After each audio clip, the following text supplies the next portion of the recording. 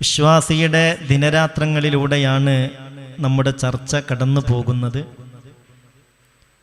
അതിൽ ഒഴിവാക്കാൻ കഴിയാത്ത ഒരു സംഗതിയാണ് കുളിയുമായി ബന്ധപ്പെട്ട വിഷയം. കുളി എന്തിന്, എങ്ങനെ എന്നതാണ് നമുക്ക് വിശദീകരിക്കാനുള്ളത്. അള്ളാഹു ഏറെ ആദരിച്ച വിഭാഗമാണല്ലോ മനുഷ്യർ. വിശുദ്ധ ഖുർആൻ തന്നെ പറഞ്ഞിട്ടുണ്ട്, വലക്കത് കറംനാ ബനി ആദം. ആദമിൻ്റെ സന്തതികളെ നാം ആദരിച്ചിട്ടുണ്ട്. അവർക്കൊരു ഇക്റാമ്, ഒരാദരവ്, ഒരു ബഹുമാനം നാം നൽകിയിട്ടുണ്ട്. ഇത് മനുഷ്യൻ ഉൾക്കൊള്ളണം. അള്ളാഹു ആദരിച്ചവരാണ് നാം. അതുകൊണ്ടൊരു കാരണവശാലും നമ്മൾ മറ്റു മൃഗങ്ങളെ പോലെയായിക്കൂടാ. അള്ളാഹുവിൻ്റെ ആദരവും ബഹുമാനവും ഒക്കെ നമുക്ക് ലഭിച്ചെങ്കിൽ അതിനനുയോജ്യമായ പ്രവർത്തനങ്ങളും ശുദ്ധിയും വൃത്തിയും എപ്പോഴും നമുക്കുണ്ടാവണം. അള്ളാഹു തൗഫീക്ക് നൽകട്ടെ. മാത്രമല്ല, നമ്മളുടെ ദീൻ പഠിപ്പിച്ച ഒരു കാര്യം, ഈമാനാണ് ഏറ്റവും വലിയ സംഗതി.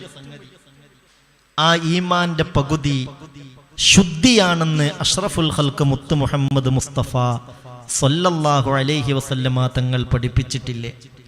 അത്തഹൂറു ശത്റുൽ ഈമാൻ. ഈമാന്റെ ശത്ർ, അതിൻ്റെ പകുതി, അതിൻ്റെ വലിയ ഒരു ഭാഗം ശുദ്ധിയാണ്. ഈ ശുദ്ധിയില്ലാതെ നിസ്കാരം പോലും അള്ളാഹു സ്വീകരിക്കില്ല. നിസ്കാരം അബ്ദിന്റെയും ഇലാഹായ ഉടമയായ റബ്ബിന്റെയും ഇടയിലുള്ള ബന്ധത്തെ ഊട്ടിയുറപ്പിക്കുന്ന അമലാണ്. നിസ്കരിക്കാത്തവന് ദീനിൽ യാതൊരു സ്ഥാനവുമില്ല. ആ നിസ്കാരം അല്ലാഹു സ്വീകരിക്കണമെങ്കിൽ രണ്ട് ശുദ്ധിയും അനിവാര്യമാണ്. ചെറിയ ശുദ്ധിയിൽ നിന്ന് ശുദ്ധിയാവണം, വലിയ അശുദ്ധിയിൽ നിന്നും ശുദ്ധിയാവണം. ചെറിയ അശുദ്ധിയിൽ നിന്ന് ശുദ്ധിയാവൽ ഉളൂയിലൂടെയാണെന്ന് നമ്മൾ പറഞ്ഞു. വലിയ അശുദ്ധിയിൽ നിന്ന് ശുദ്ധിയാവൽ കുളിക്കലിലൂടെയാണ്. കുളിയുടെ സുന്നത്തുകളെന്ത്, ഫർളുകളെന്ത്, ഷർത്തുകളെന്ത്, ശ്രദ്ധിക്കേണ്ട കാര്യങ്ങൾ എന്തൊക്കെ, ഇത് നമ്മൾ അറിയണം, പഠിക്കണം. ജീവിതത്തിൽ വളരെ ശ്രദ്ധയോടുകൂടെ അത് പുലർത്തുകയും ചെയ്യണം. അള്ളാഹു തൗഫീക്ക് നൽകട്ടെ. ശറഇൽ കുളി എന്ന് പറഞ്ഞാൽ സൈലാനുൽ മാഇ അലാ ജമീഇൽ ബദൻ ബിനിയ്യ, നിയ്യത്തോടുകൂടെ ശരീരം മുഴുവനും വെള്ളം ഒലിപ്പിക്കുക. ഇതിനാണ് കുളി എന്ന് പറയുന്നത്. രണ്ട് ഫർളുകളാണ് കുളിക്കുള്ളത്. രണ്ട് ഫർളുകൾ ശ്രദ്ധിച്ചാൽ കുളി സഹീഹാകും. ഏതാണ് ആ രണ്ട് ഫർള്? അൽ അവ്വലു അന്നിയ്യത്തു. ഒന്നാമത്തത് നിയ്യത്താണ്. ഇപ്പം നമ്മുടെ ശരീരത്തിൽ ഒരു പകർച്ച വന്നു, ഒരു വിയർപ്പ് വന്നാൽ ഒന്ന് കുളിക്കൽ സുന്നത്തുണ്ട്. ഒരു പകർച്ച, ഒരു അഴുക്ക്, ഒരു ചളി, എന്തൊരു അസ്വസ്ഥത തോന്നിയാൽ ഒന്ന് കുളിക്കൽ സുന്നത്താണ്. പക്ഷെ ആ സുന്നത്ത് നമുക്ക് കിട്ടണമെങ്കിൽ ഇതാ സുന്നത്തായ കുളിയാണ് എന്ന് നമ്മൾ നിയ്യത്ത് ചെയ്യണം. നിയ്യത്ത് സുന്നത്തായ കുളിക്കും വേണം, നിർബന്ധമായ കുളിക്കും വേണം. നിയ്യത്തില്ലാതെ നമ്മുടെ കുളി സഹീഹാവില്ല, ഏത് കുളിയാണെങ്കിലും. ചിലരൊക്കെ നിർബന്ധ കുളിയുടെ കാര്യത്തിൽ നിയ്യത്ത് ശ്രദ്ധിക്കും, അല്ലാത്ത കുളികളിലൊന്നും നിയ്യത്തിന്റെ കാര്യം ശ്രദ്ധിക്കാറില്ല. ഏത് അമലും അള്ളാഹു സ്വീകരിക്കുന്നത് നമ്മുടെ നിയ്യത്തിനനുസരിച്ചാണ്. ഇന്നമൽ അഅ്മാലു ബിന്നിയാത്ത്. എല്ലാ അമലുകളും അള്ളാഹു സ്വീകരിക്കുന്നത് നിയ്യത്ത് കൊണ്ടാണെന്ന് മുഹമ്മദ് മുസ്തഫ സല്ലല്ലാഹു അലൈഹി വസല്ലം. അപ്പോൾ നിയ്യത്താണ് ഒന്നാമത്തെ നിബന്ധന, ഫർളാണത്, ശ്രദ്ധിക്കണം. ഏതെങ്കിലും ഒരു നിയ്യത്ത് ചെയ്താൽ മതി. ജനാബത്തിനെ ഉയർത്തുന്നു എന്ന് നിയ്യത്ത് ചെയ്യാം, ഹൈലിനെ ഉയർത്തുന്നു എന്ന് നിയ്യത്ത് ചെയ്യാം, നിഫാസിനെ ഉയർത്തുന്നു എന്ന് നിയ്യത്ത് ചെയ്യാം, വലിയ ശുദ്ധിയെ ഉയർത്തുന്നു എന്ന് നിയ്യത്ത് ചെയ്യാം. ഇങ്ങനെയൊക്കെ നമുക്ക് നിയ്യത്ത് ചെയ്യാം. കുളിയുടെ ഫർളിനെ ഞാൻ വീട്ടുന്നു, കുളിയുടെ ഫർളിനെ ഞാൻ വീട്ടുന്നു, ജനാബത്തിനെ ഞാൻ, ജനാബത്ത് എന്ന അശുദ്ധിയെ ഉയർത്താൻ ഞാൻ കുളിക്കുന്നു. ഇങ്ങനെയൊക്കെ നിയ്യത്ത് ചെയ്യാം. എന്നാൽ നിത്യ അശുദ്ധിയുള്ളവർ അശുദ്ധിയെ ഉയർത്തുന്നു എന്ന് നിയ്യത്ത് ചെയ്താൽ സഹീഹാവില്ല. എന്തുകൊണ്ട്?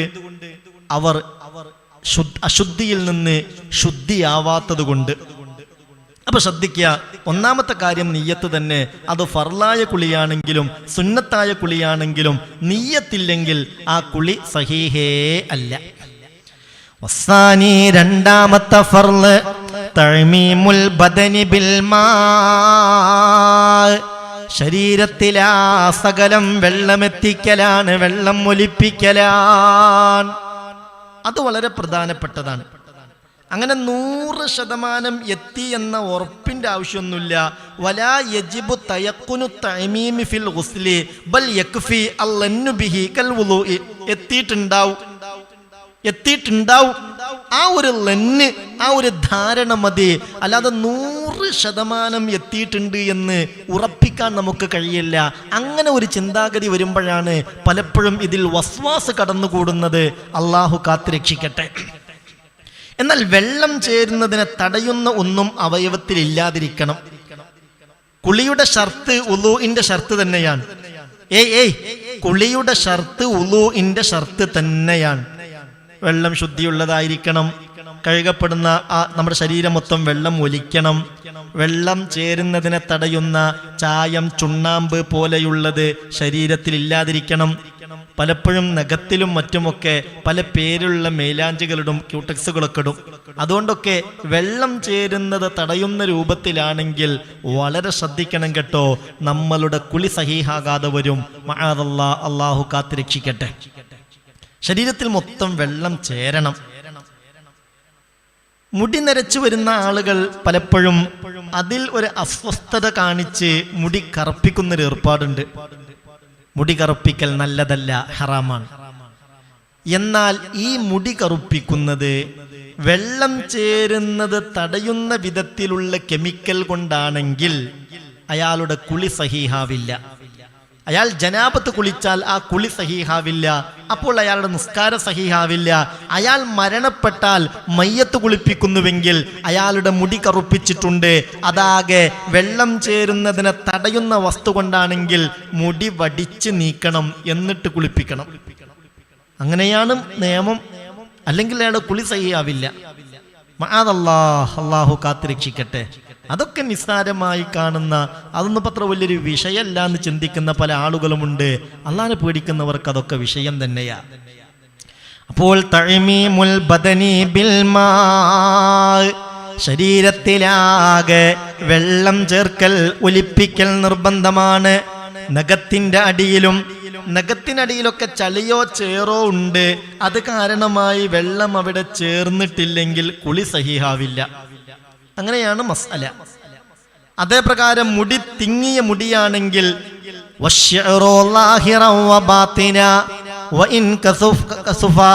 നല്ല തിക്കുള്ളതാണെങ്കിൽ പോലും മുടിയുടെ ഉള്ളിൽ വെള്ളം ചേർക്കണം.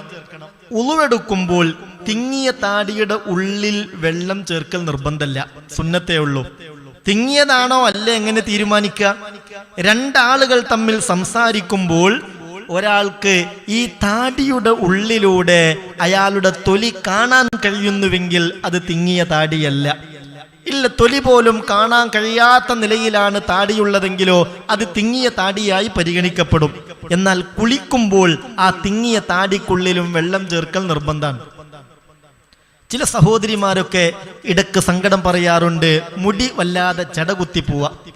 രാവിലെ എഴുന്നേറ്റ് നോക്കുമ്പോൾ മുടി ഉണ്ടാവും, ചടകുത്തി കിടക്കുന്നു. എത്ര നന്നാക്കിയാലും എന്തോ ഒരു പൈശാചിക ശർറ് കൊണ്ട് അങ്ങനെ മുടി ചടകുത്തുന്നൊരവസ്ഥയുണ്ട് എന്ന് പലരും പറയാറുണ്ട്. നമ്മൾ ശ്രദ്ധിക്കണം, മുടി ചടകുത്തിയിട്ടുണ്ടെങ്കിൽ അത് ഒരാളുടെ പ്രവർത്തനത്തിന്റെ ഫലമായിട്ടാണ്. തീരെ വാരില്ല, തീരെ എണ്ണ തേക്കില്ല, തീരെ ശ്രദ്ധിക്കില്ല. അതുകൊണ്ട് നമ്മളുടെ അശ്രദ്ധ കൊണ്ടാണ് ചടകുത്തിയതെങ്കിൽ പ്രശ്നാണ്. അതിനുള്ളിൽ വെള്ളം ചേർക്കണം, അത് നിർബന്ധമാണ് കുളി സഹിയാകണമെങ്കിൽ. അല്ല, നമ്മൾ നല്ല പോലെ ശ്രദ്ധിക്കാറുണ്ട്, ദൈനംദിനം മുടി ചീകാറുണ്ട്, എണ്ണ തേക്കാറുണ്ട്, അത് ചടകുത്തുന്നതിൽ നമുക്ക് വലിയ അസ്വസ്ഥതയുണ്ട്, പക്ഷെ എന്ത് ചെയ്തിട്ടും ഒരു മാറ്റം കാണുന്നില്ല. അങ്ങനെ അത് ബിനഫ്സിഹി സ്വയം കുത്തി വരുന്നതാണെങ്കിൽ, ചടകുത്തുന്നതാണെങ്കിൽ അതിന് വിരോധമില്ല, അതിൻ്റെ പേരിൽ വിഷമിക്കേണ്ടതില്ല എന്ന് മഹാന്മാരായ ഉലമാക്കൾ രേഖപ്പെടുത്തിയിട്ടുണ്ട്. അപ്പൊ ചുരുക്കത്തിൽ വളരെ ശ്രദ്ധിച്ച് തന്നെ കഴുകണം. വെള്ളം ചേരുന്നതിനെ തടയുന്ന സ്ഥലങ്ങൾ സാധാരണഗതിയിൽ ചെവിയുടെ ഉള്ള്, കണ്ണ്, അതേപ്രകാരം ത്വക്ക്, വെള്ളം ചേരാൻ പെട്ടെന്ന് ചേർക്കൽ പ്രയാസമുള്ള ഇടങ്ങളിലൊക്കെ ശ്രദ്ധിച്ചു തന്നെ കഴുകണം. ഏതെങ്കിലും ഒരു സ്ഥലത്ത് വെള്ളം ചേരാതിരുന്നാൽ പ്രശ്നമാണ്. ഈ കാതൊക്കെ കുത്തിയ ഒരുപാട് സഹോദരിമാരുണ്ടാവും. പഴയ കാലത്തൊക്കെ ചുറ്റോടുമല്ലോ. ഇപ്പോഴും വലിയ പ്രാധാന്യം ഇല്ല എന്ന് മനസ്സിലാവുന്നത്. അപ്പൊ മുമ്പ് ഇങ്ങനെ ചെവിയുടെ പല ഭാഗത്ത് ഓട്ട തുളച്ചു വെച്ചിട്ടുണ്ടാവും. ആ ദ്വാരം ദ്വാരമായി നിൽക്കുന്നുവെങ്കിൽ അതിനുള്ളിൽ വെള്ളം കിടത്തേണ്ടി വരും. അല്ല, അത് അടഞ്ഞു പോയിട്ടുണ്ട്, ആ നിലയിൽ വെള്ളം കിടത്താൻ കഴിയൂലെങ്കിലോ അതിന് വിരോധവുമില്ല. അങ്ങനെ ചുരുക്കത്തിൽ എല്ലാ ഭാഗങ്ങളിലും വെള്ളം എത്തിക്കാൻ ശ്രദ്ധിക്കണം. അത് സുന്നത്തായ കുളിക്ക് സുന്നത്തിന്റെ കൂലി കിട്ടണമെങ്കിൽ വെള്ളം ചേർക്കൽ നിർബന്ധാണ്. ഫർലായ കുളി അത് സഹീഹാകണമെങ്കിൽ ഇതുപോലെ വെള്ളം ചേർക്കൽ നിർബന്ധാണ്. അല്ലെങ്കിൽ കുളിയാവില്ല. പടച്ചോനെ അള്ളാഹു കാത്തുരക്ഷിക്കട്ടെ. അപ്പോൾ രണ്ട് ഫർലേ ഉള്ളൂ. ഒന്ന് നിയ്യത്ത്, 2 ശരീരമാസകലം വെള്ളം ഒലിപ്പിക്കുക. എന്നാൽ ഒരുപാട് സുന്നത്തുകൾ ശ്രദ്ധിക്കാനുണ്ട്. നമ്മൾ ഓരോ അമലും ചെയ്യുമ്പോൾ പരമാവധി സുന്നത്തുകൾക്ക് പ്രാധാന്യം കൊടുക്കുക. എന്തുകൊണ്ട്? ഹബീബായ നബി തങ്ങൾ പറഞ്ഞതാണ്, എന്റെ സുന്നത്തുകൾ ഇല്ലാതെയാകുന്നൊരു കാലഘട്ടം ഇവിടെ വരാനുണ്ട്. അന്ന് എന്റെ സുന്നത്തുകൾ പരിഗണിക്കുന്നവരാരാണോ, എന്റെ സുന്നത്തിനെ ഹയാത്താക്കുന്നവരാരാണോ, ഫലഹു മിഅതു അജ്രി ഷഹീദ്, 100 ഷഹീദിന്റെ കൂലിയാണ് അവർക്ക് ലഭിക്കുന്നതെന്ന് മഹാനായ മുത്തുളി മുഹമ്മദ് മുസ്തഫ സല്ലല്ലാഹു അലൈഹി വസല്ലം. കുളിയുമായി ബന്ധപ്പെട്ട സുന്നത്തുകളെക്കുറിച്ച് അറിവില്ല, ബോധമില്ല, അതൊന്നും അങ്ങനെ ശ്രദ്ധിക്കാറില്ല. അപ്പോഴാണ് അൽഹംദുലില്ലാഹ് ഇങ്ങനെ ഒരു മജ്ലിസിൽ കൂടി എന്താണ് ആ കുളിയുമായി ബന്ധപ്പെട്ട സുന്നത്തുകൾ, അതെനിക്കൊന്നറിയണമല്ലോ, ഞാനതൊന്ന് നോട്ട് ചെയ്ത് വെക്കട്ടെ. ഇനി എൻ്റെ കുളികൾ ഇൻഷാ അല്ലാഹ് ഈ സുന്നത്തുകളൊക്കെ പരിഗണിച്ചാക്കാൻ തന്നെ ഞാൻ ശ്രമിക്കുമെന്ന് നിയ്യത്ത് ചെയ്ത് അങ്ങനെ സുന്നത്തുകളെ പരിഗണിച്ചാൽ, അങ്ങനെ ഹബീബായ നബി തങ്ങളുടെ സുന്നത്തെ ഹയാത്താക്കാൻ ശ്രമിക്കുന്നവർ ഫലഹു മിഅതു അജ്രി ഷഹീദ്, അവർക്ക് 100 ഷഹീദിന്റെ കൂലിയാണ് ലഭിക്കുന്നതെന്ന് ഖാല റസൂലുള്ളാഹി സ്വല്ലല്ലാഹു അലൈഹി വസല്ലം. അങ്ങനെയാണ്. അപ്പോൾ പരമാവധി ശ്രദ്ധിക്കണം. വുളൂ, കുളി, ഇതൊക്കെ നമ്മുടെ ജീവിതത്തിലെ ഇബാദത്തുമായി വലിയ ബന്ധമുള്ളതല്ലേ. അതിലൊക്കെ ഒരു സ്ഥലത്ത് വെള്ളം ചേർക്കാൻ പറ്റിയിട്ടില്ല, അതിന് പകരം തയമം ചെയ്യണം എന്നല്ലേ മസാല. തയമവുമായി ബന്ധപ്പെട്ട വിഷയത്തിൽ പലർക്കും അതിൻ്റെ കാര്യങ്ങൾ വേണ്ടതുപോലെ അറിയില്ല. ഇൻഷാ അല്ലാഹ് അടുത്ത ക്ലാസ്സിൽ തയമവുമായി ബന്ധപ്പെട്ട കാര്യങ്ങൾ നമ്മൾ വിശദീകരിക്കും. അള്ളാഹു നമുക്ക് തൗഫീക്ക് നൽകട്ടെ. വളരെ വലിയ വിഷയമാണ്. മയ്യത്തൊക്കെ കുളിപ്പിക്കുമ്പോൾ പലപ്പോഴും തയമം ചെയ്യേണ്ടി വരും. എന്തോ ഒരു അപകടം ഉണ്ടായി, ഹോസ്പിറ്റലിലേക്ക് കൊണ്ടുപോയി, അങ്ങനെ മരണപ്പെട്ടു, അങ്ങനെ പോസ്റ്റ്മോർട്ടം ചെയ്തിട്ട് അവർ മയ്യത്ത് തന്നു. അങ്ങനെ മയ്യത്ത് തന്നിട്ട് ആ മയ്യത്തിനെ കുളിപ്പിക്കുമ്പോൾ അവര് തുന്നിയ സ്ഥലത്ത് തൊലിയുടെ ഉൾഭാഗം പല സ്ഥലങ്ങളും ഉള്ളിലേക്ക് പോയിട്ടുണ്ടാവും.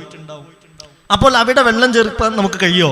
മയ്യത്ത് കുളിപ്പിക്കുമ്പോൾ അതിന് നമുക്ക് ഒറ്റ നിർബന്ധമേ ഉള്ളൂ, ഒരു ഫർളേ ഉള്ളൂ. മയ്യത്ത് കുളിയുടെ ഫർള് ഒന്നാണ്, ആ മയ്യത്തിന്റെ ശരീരത്തിലാകസകലം വെള്ളം എത്തിക്കുക എന്നതാണ്. എന്നാൽ ഈ ഹോസ്പിറ്റലിൽ നിന്ന് പോസ്റ്റ്മോർട്ടം ചെയ്ത് കൊണ്ടുവന്ന മയ്യത്തിന്റെ ശരീരത്തിൽ ആ സകലം വെള്ളം എത്തിക്കാൻ കഴിയൂല. എന്തുകൊണ്ട്? അവിടെ തുന്നിയിട്ടുണ്ടാകും, തൊലി ഉള്ളിലേക്ക് പോയിട്ടുണ്ടാകും. എങ്ങനെ അവിടെ വെള്ളം ചേർക്കാൻ കഴിയും? അപ്പോൾ അതിന് പകരം തയമം ചെയ്യൽ നിർബന്ധാണ്. അതേ പ്രകാരം ചേലാകർമ്മം ചെയ്യപ്പെടാത്ത ഒരു കുട്ടി മരണപ്പെട്ടു. ആ ചേലാകർമ്മം ചെയ്യപ്പെടാത്ത ഒരു കുട്ടി മരണപ്പെട്ടാൽ ആ കുട്ടിയുടെ ചേലാകർമ്മത്തിന്റെ ഭാഗത്ത് വെള്ളം ചേർക്കാൻ കഴിയുന്നില്ലെങ്കിൽ അതിനുവേണ്ടി തയമം ചെയ്യൽ നിർബന്ധാണ്. എന്നാലേ ആ മയ്യത്ത് കുളിപ്പിച്ച് സഹിയാവുള്ളൂ. അപ്പോഴേ ആ മയ്യത്തിന്റെ മേൽ നിസ്കരിക്കാൻ പറ്റുള്ളൂ.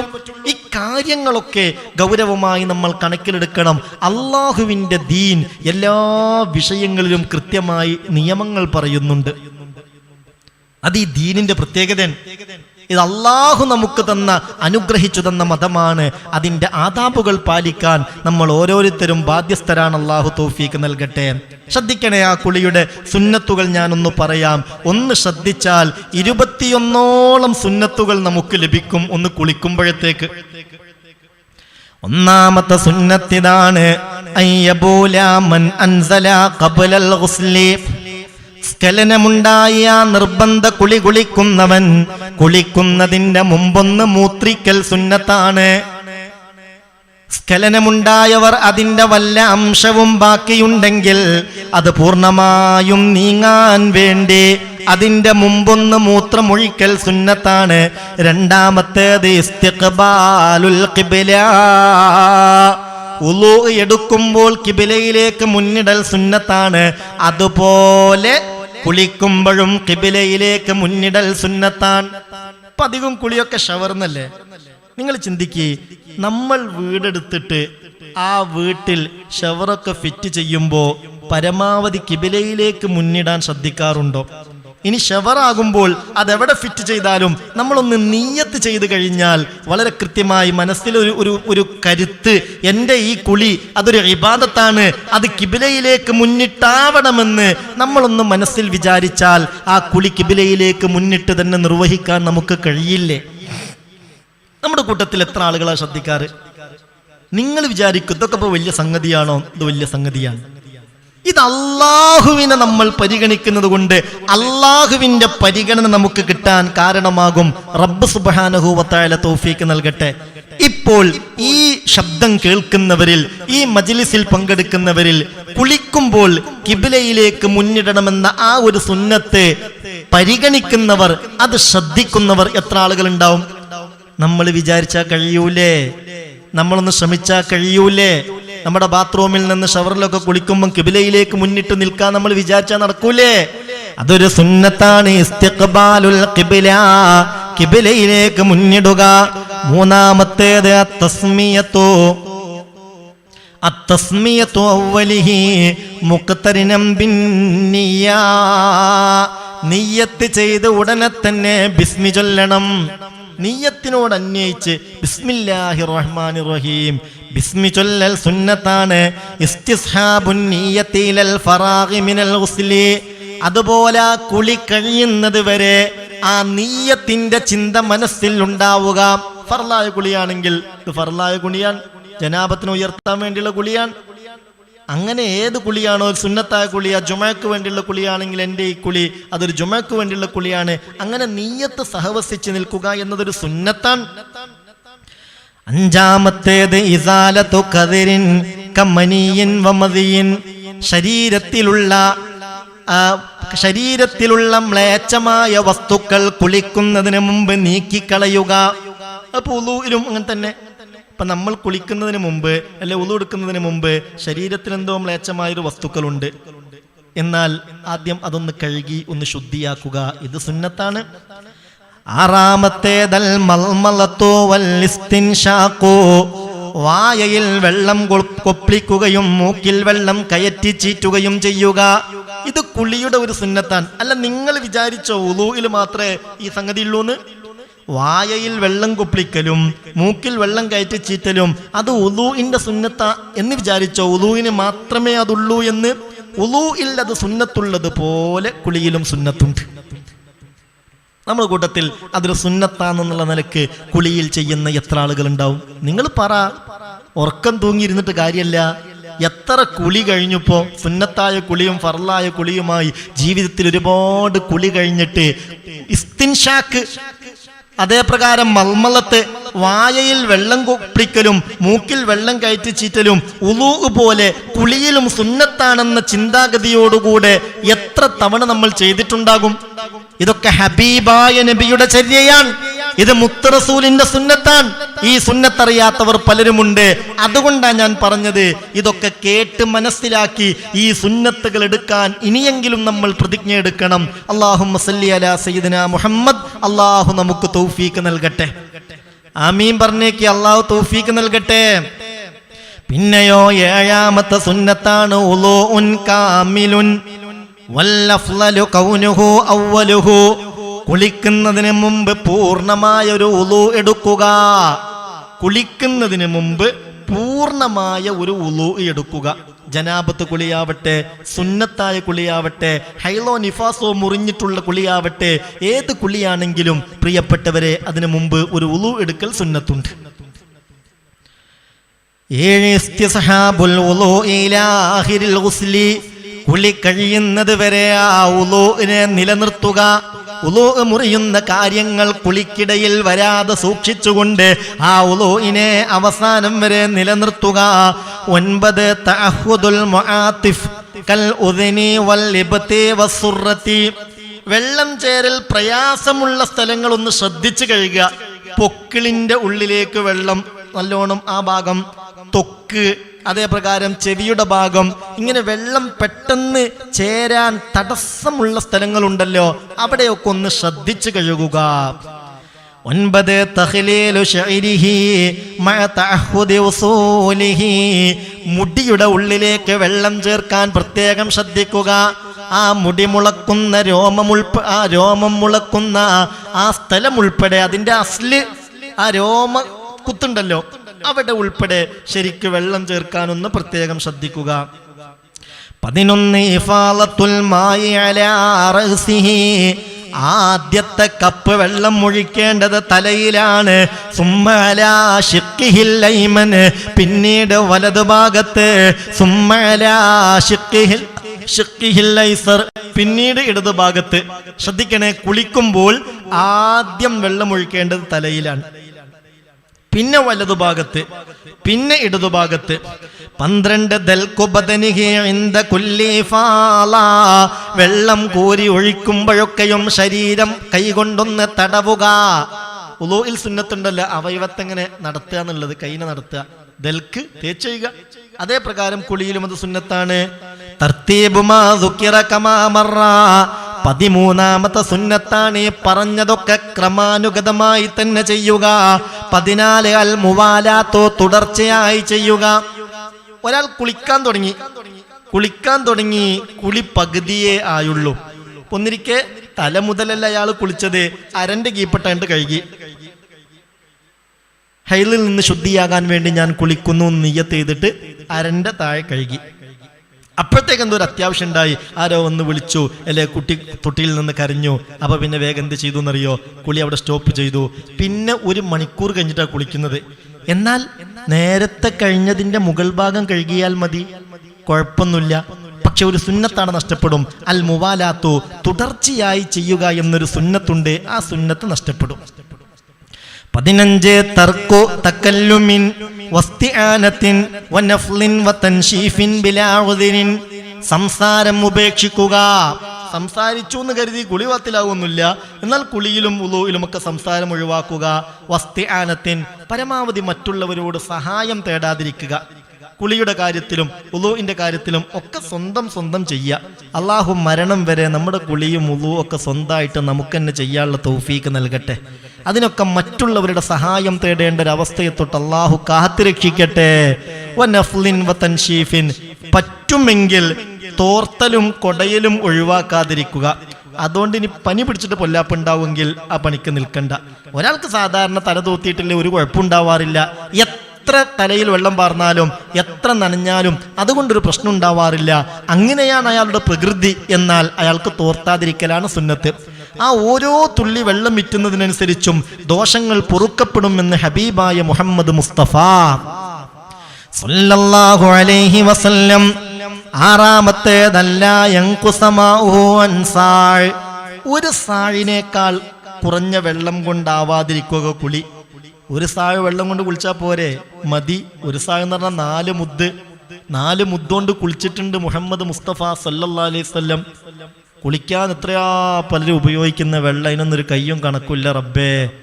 ചില ആളുകൾ നിർബന്ധ കുളിയൊക്കെ ഒന്ന് കുളിക്കാൻ പോയാൽ പിന്നെ അതൊന്ന് കഴിഞ്ഞിറങ്ങണമെങ്കിൽ ടാങ്കിലുള്ള വെള്ളം മൊത്തം തീർന്നാൽ പോരെ, പിന്നെയും മോട്ടർ ഇടിച്ച് പിന്നെയും നിറഞ്ഞ് പിന്നെയും.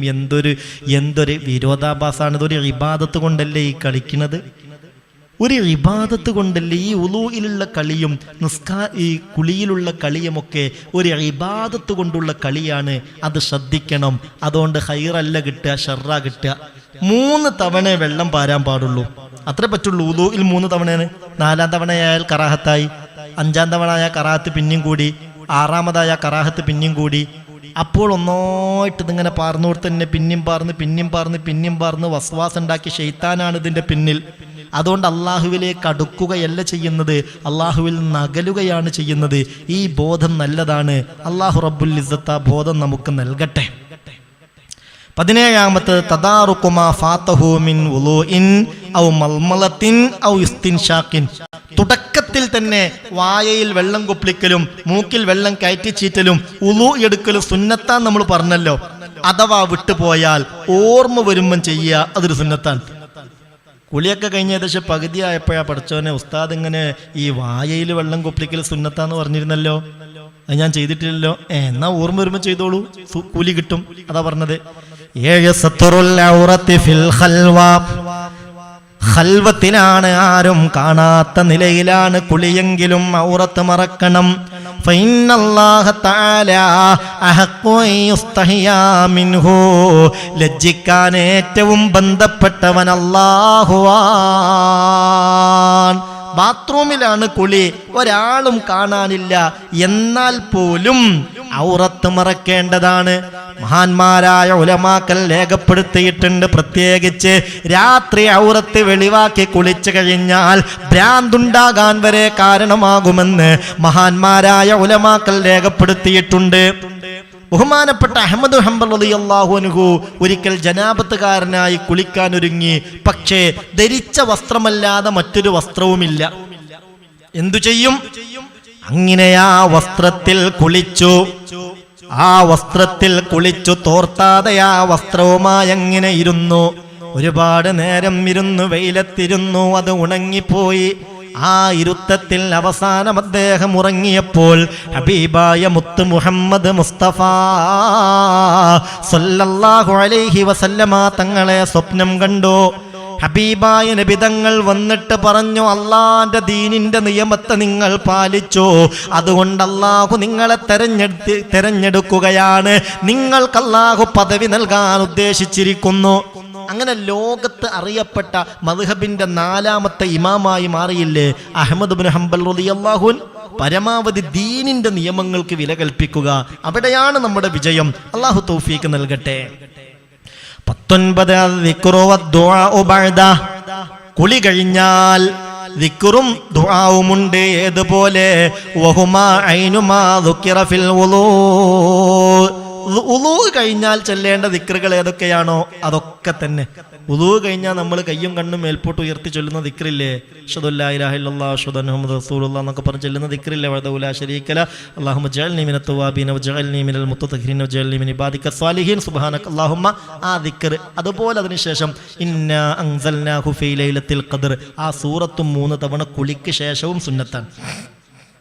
20 തസ്ലീസു ലികുല്ലി മിന തസ്മിയതി വൽ ഗുസ്ലി വദ്ദൽകി വദ്ദിക്രി വദ്ദുആ. എല്ലാം 3 തവണ ചെയ്യൽ സുന്നത്താണ്. ബിസ്മി 3 തവണ ചൊല്ലുക. കുളി കഴുകൽ വെള്ളം പാരുന്നത് 3 തവണയാക്കുക. ദൽക്ക് ഒരക്കല് 3 തവണയാക്കുക. ദിക്ർ ചൊല്ലേണ്ട ദിക്റുകൾ 3 തവണ ചൊല്ലുക. ദുആ ശേഷമുള്ള ദുആ 3 തവണ നടത്തുക. സുന്നത്താൻ. അപ്പോൾ ഇൻഷാ അല്ലാഹ് ഈ സുന്നത്തുകളൊക്കെ പരിഗണിച്ച് ഈ കാര്യങ്ങളൊക്കെ ചെയ്യാൻ നമ്മൾ ശ്രമിച്ചാൽ അതുകൊണ്ടൊക്കെ വലിയ നേട്ടം നമുക്ക് കിട്ടും. ഈ മജ്ലിസ് കൊണ്ട് നമുക്ക് കിട്ടുന്ന വലിയ നേട്ടങ്ങളായിരിക്കും. ഒരല്പം മാത്രമേ ഞാൻ പറഞ്ഞിട്ടുള്ളൂ. ഇത് വിശദമായി ചർച്ച ചെയ്യേണ്ട സംഗതിയാണ്. ഇൻഷാ അല്ലാഹ് ബാക്കി കാര്യങ്ങളൊക്കെ സൗകര്യം പോലെ നമുക്ക് പിന്നീട് വിശദീകരിക്കാം. കുളി നിർബന്ധമാകുന്ന കാര്യങ്ങൾ എന്തെന്ന് നമ്മൾ പറഞ്ഞിട്ടില്ല. കുളി വലിയ ശുദ്ധിയുള്ള ഘട്ടങ്ങളിൽ ഹറാമാകുന്ന ഒരുപാട് കാര്യങ്ങളുണ്ട്, അത് നമ്മൾ വിശദീകരിച്ചിട്ടില്ല. അതൊക്കെ ഇൻഷാ അല്ലാഹ് വിശദീകരിച്ച് പഠിക്കേണ്ടതാണ്. അള്ളാഹു കാര്യങ്ങളൊക്കെ പഠിക്കാനും ഉൾക്കൊള്ളാനുമുള്ള സൗഭാഗ്യം നൽകി നമ്മയൊക്കെ അനുഗ്രഹിക്കട്ടെ.